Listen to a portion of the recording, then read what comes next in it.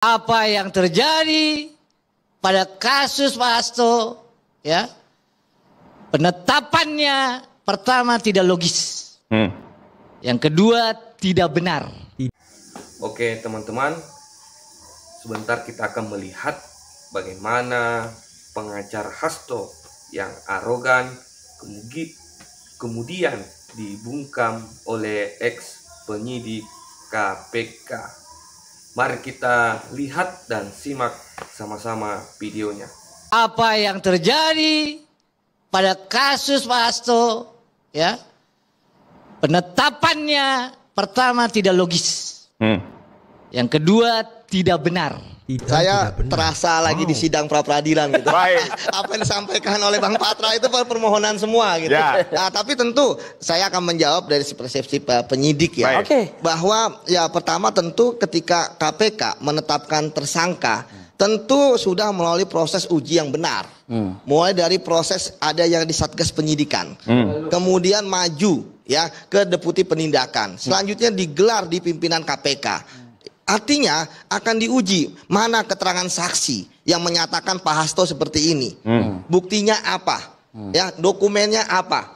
Apakah ada alat rekaman pembicaranya seperti apa? Saya pikir kalau masalah alat bukti ya tentu kalau saya menyatakan clear lah kalau KPK, silakan saja. Kemudian yang kedua, bahwa ketika KPK kemudian menemukan bukti yang baru gitu kan tidak harus dengan putusan-putusan sebelumnya, ya kan? Ini sesat ini. Sesat ini. Wow, ini sesat ini. Ya? Enggak dong, ya? Bang. Ingat loh, putusan itu kan terhadap terdakwanya siapa? Ketika ada bukti baru, ada keterangan saksi baru, itu kan bisa. Kenapa? Abang yang jangan ngomong kenapa saya itu bilang sesat? Ya.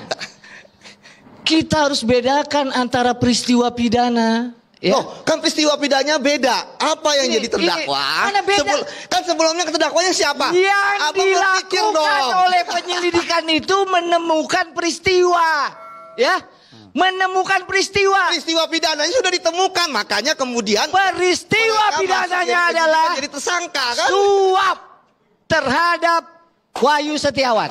Iya, suap, makanya bersama-sama.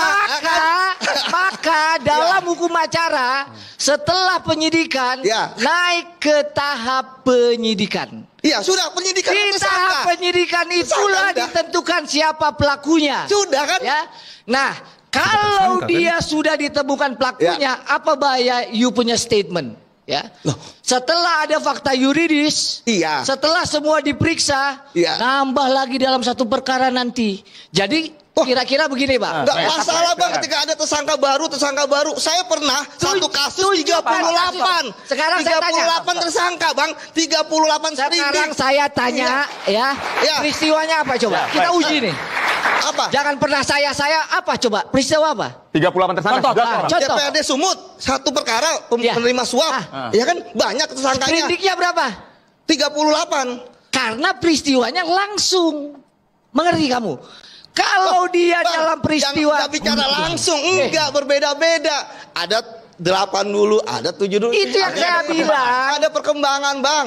Bang, itu yang saya bilang itu pasti akan terus berkembang. Nggak mungkin kita mati gitu kan?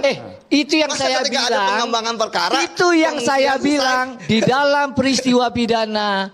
Penyidik punya kewenangan untuk menentukan siapa tersangkanya. Oke? Kewenangan berdasarkan alat bukti yang cukup, nggak mengada-ngada. Saya mau bilang, kepastian hukum. Mana kepastian hukumnya? Ya, orang sudah inkrah, dicari lagi siapa lagi nih. Tapi wajar teman-teman ya kalau kuasa hukum tersangka ya seperti ini, ngotot seperti ini kan. Dia mungkin sedang berusaha untuk memikat hati rakyat gitu. Yang kedua, keterbukaan. Transparan gak nih barang? Ya. Ya itu kan pendapatnya Pak Patra. Kan belum tentu benar juga. Betul. Itu yang pertama. Artinya profesionalitas dari penyidik itu bukan pendapat saya, Pak. Sekarang giliran saya ngomong, Pak. Fakta yuridis. Ya, silakan. Fakta yuridis ulang terus. Fakta yuridis di persidangan tidak ada saksi saksi-saksi, alat bukti 184 KUHP dan juga keterangan maupun petunjuk yang menyatakan Pak Hasto terlibat, bukan Patra. Baik. Ada terjebak di masa lalu, sekarang udah ada bukti baru. Bukti baru dari mana? Romantisme masa lalu. Gitu apa yang dimaksud bukti baru? Kemudian apa yang dimaksud bukti baru? Sekarang gilirannya apa nih? Bukti baru adalah satu novum, satu bentuk di mana pada saat itu tidak tidak jadi ada penyidik ya ketika dia sudah menetapkan Pak Hasto sebagai tersangka ya tentu dia sudah mempunyai alat bukti, itu yang pertama. Ya, kemudian yang kedua bahwa penyidik saya lihat kan juga sudah profesional lah ya kan dalam melaksanakan tugasnya. Ketika mau diuji di pra peradilan ya saya pikir silakan diuji, ya kemudian tuduhan-tuduhan saya malah lebih suka yang seperti sekarang pra peradilan gitu ya. Kenapa? Karena tuduhan-tuduhan kan nggak terbukti. Ya akhirnya sekarang bermain di ranah hukum. Tuduhan yang mana yang saya bilang tuduhan? Loh, enggak kan tuduhan-tuduhan politis, tuduhan-tuduhan dan sebagainya kan nggak terbukti. Akhirnya saya tadi ya? Ya enggak lah, ya kan nggak terbukti. Nah sekarang kan bermain di ranah pra peradilan. Di situ kan nanti akan diuji, apakah penetapan tersangka dari penyidik KPK itu benar atau tidak.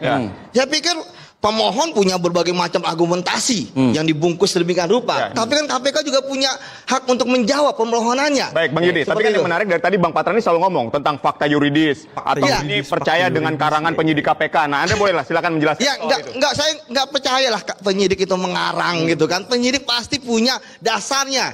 Ya, penyidik punya buktinya, punya dokumennya. Bahkan keterangan, bahkan penyidik KPK pun tidak akan mendasarkan kepada keterangan saksi saja. Sebab saksi pasti akan mencabut ketika misalnya ada tekanan, ketika nasib dia berubah, itu pasti. Jadi gitu ada kan? barang bukti ya? Pasti ada lain yang mendukung. Penyidik ini kan kredibel ya? Ya kredibel lah. Kan mereka bukan anak kemarin sore dalam penyidikan. Nggak mungkin ada rekayasa di KPK.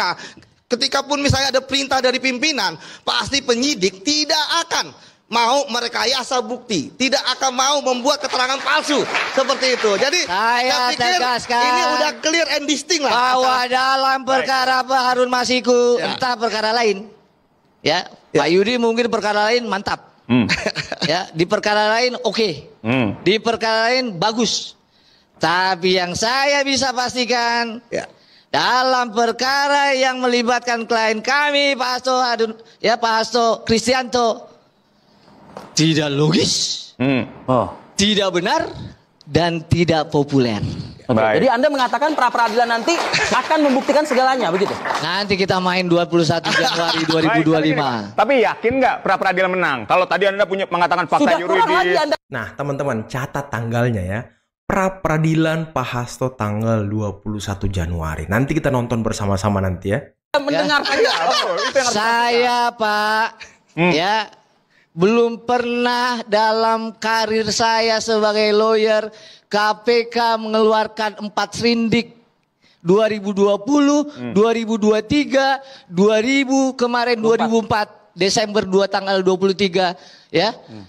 Dalam satu perkara. Nah, boleh dijawab. Ya, kalau emang abang setiap saat menjadi pengacaranya para tersangka korupsi kan nggak juga, Bang. Ada yang namanya sprindik utama, ada namanya sprindik tambahan ketika membutuhkan penyidik lagi, kan sprindik tambahan. Kalau belum ada yang pengembangan. Satu sprindik ya. 2 terkait dengan suap sama menghitung penyidikan. Kalau belum diperiksa itu boleh kita berdebat. Kalau dalam persidangan disebut nama yang lain, itulah namanya pengembangan. Itu harus dipahami begitu, Pak. Kan pengembangan itu secara sejajar, ya. Proses peristiwanya sama. Ada di Malang tuh, sampai 1 bus tuh. Boleh dia masing-masing. Tetapi kalau sudah buktinya diuji, lalu fakta yuridisnya tidak terlibat. Jangan masuk ruangan tiba-tiba kita cari lagi yuk. Itulah yang namanya melukai asas kepastian hukum. Gitu loh. Bang, jadi hukum itu kepastian hukum itu langit runtuh. Sepakat kan, Bang? Makanya saya bilang, mana yang masyarakat lebih percaya antara bukti-bukti yang sudah diuji di persidangan menjadi fakta-fakta yuridis dengan karangan penyidik. Oke, baik. Wow. Itu aja. Penyidik kan tugasnya nggak melakukan karangan indah gitu ya. Penyidik melengkapi berkas yang nantinya akan diuji di persidangan. Itu sebabnya kenapa KPK kan ada penyidik, ada jaksa. Jaksa sudah menemani dari proses awal. Ya termasuk bagaimana teknisnya penyidik itu apakah primer ataukah subsidiar, apakah akhirnya dua-duanya primer gitu ya. Itu pasti sudah kerjasama mereka. Jadi dua latar penyidik dari jaksa dan penyidik udah bekerja sama dalam kasus ini, sehingga kemudian makanya tadi saya katakan kan KPK tidak mungkin membuka semua bukti dalam proses penyidikan ini. Itu sebabnya kenapa cerita itu belum tentu benar.